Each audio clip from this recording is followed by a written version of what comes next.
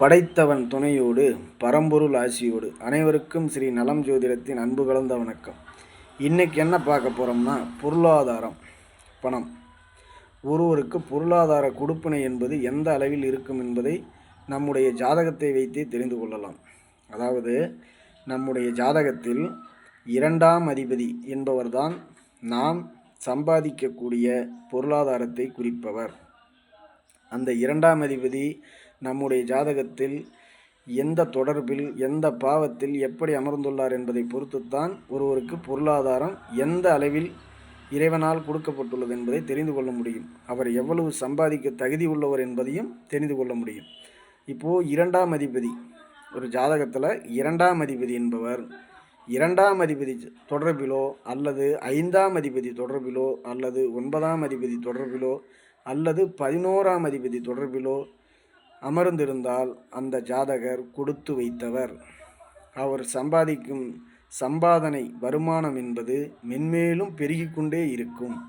இதே 2ஆம் அதிபதி என்பவர் 6ஆம் அதிபதி தொடர்பு பெற்றோ 8ஆம் அதிபதி தொடர்பு பெற்றோ அமர்ந்திருந்தால் தன்னுடைய வருமானத்தை கடனுக்காகவும் விபத்து நோய்க்காகவும் செலவிடப் போகிறார் என்பதை அதனை வைத்து தெரிந்து கொள்ளலாம்.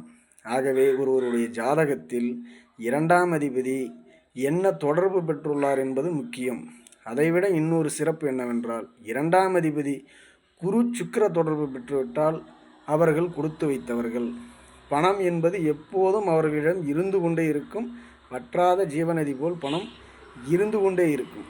சிலர்லாம் பார்த்திங்கன்னா சம்பாதிக்கிறது பூரா கடனுக்கே கொண்டு போயிட்டுருக்கும். இதுக்கெல்லாம் என்ன காரணம்னா, 2ஆம் அதிபதி தனாதிபதி என்பவர் 6ஆம் அதிபதி தொடர்பு பெற்று வலுத்து நின்றால் சம்பாதிக்கும் பணம் அனைத்தும் கடனுக்கே செல்லும் என்பது விதி. இதை நாம் என்ன பண்ணணும், ஜாதகத்தை பார்த்து தெரிந்துக்கிட்டோமா அதிகமான கடன் வாங்காத நம்ம தப்பித்து கொள்ளலாம். தேவைக்கு மீறிய கடன் வாங்கக்கூடாது. வாங்கினோம்னா நம்ம வருமானம் அனைத்தும் நாம் சம்பாதிக்கிற லைஃப்பில் நாம் சம்பாதிக்கிற வருமானம் அனைத்தும் கடனுக்கே செல்லும் என்பது அங்கே விதி.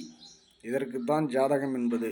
ஜாதகத்தை பார்த்து எந்தெந்த பாவங்கள் நமக்கு எப்பேற்பட்ட கொடுப்பனையில் அமையப்பெற்றுள்ளன என்பதை பார்த்து தெரிந்து நம் வாழ்க்கையை அமைத்து கொண்டால் சிறப்பாக வாழ்க்கையை நடத்தி செல்லலாம். எந்தவித தொந்தரவும் இன்றி, எந்தவித சலனமும் இன்றி நம் வாழ்க்கையை கொண்டு செல்லலாம். ஜாதகத்தை பார்த்து தனாதிபதி உங்களுக்கு எப்படி அமைந்துள்ளார் என்பதை பார்த்து தெரிந்து கொள்ளுங்கள். இந்த வீடியோ பிடிச்சிருந்தால் லைக் பண்ணுங்கள், கமெண்ட் பண்ணுங்கள், மறக்காமல் சப்ஸ்கிரைப் பண்ணுங்கள். நன்றி, வணக்கம்.